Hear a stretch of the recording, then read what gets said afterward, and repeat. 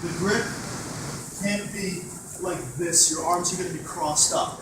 My right arm to his right leg, my left arm to his left leg. But when I get here, I've got this arm available for base. If I were like this, my base would be really compromised, and he'd be able to start accessing the levers on my body. Here, my elbow is in base, so I'm able to drive off my arm and my foot. And now when I step out here, I'm still controlling those levers. I can hide my elbows as I crawl up the body. A common error when passing, if I can just do like a double underpass, I don't want to do a double underpass, so normally if you would get a double underpass, go ahead. That's a common, I don't want to call it an error because it is like literally the way it's taught in 99% of places, but it does allow a small opportunity for what's called an elbow push. Those of you that have seen Marcelo Garcia roll, that's basically how he never ends up in side control ever. It's when you double underpass, and because there's an elbow open, there's a lever to the shoulder that's available. So if I were to double underpass someone, I would want to do all that same stuff getting up, and then when I turn, I would actually want to keep my elbow right against my body, so that I'm actually spreading his structure out rather than doing this where he can push my elbow.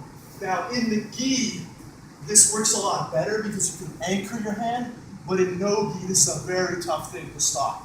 So I recommend keeping the arm here, and when I get into the double underpass, so I just had a cortisone shot on my left elbow, so I can't really do a turn with it, but here, turn, that would be how I would show the, notice how I kept his hips in the air with my knee, and that's what I'm using to turn him, rather than using my arm here and exposing my structure. So that would be an adjustment. So it's the same thing that's in evidence here with this movement. When I pass, I end up here.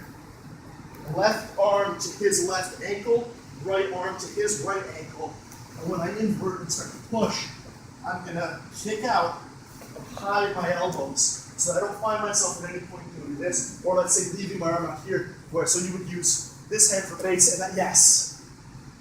Always when you're passing, rather than making any kind of let go and do this transition, you want to hide your elbows. So now I can move in like it's a single unit, as a block, rather than with appendages sort of flailing out.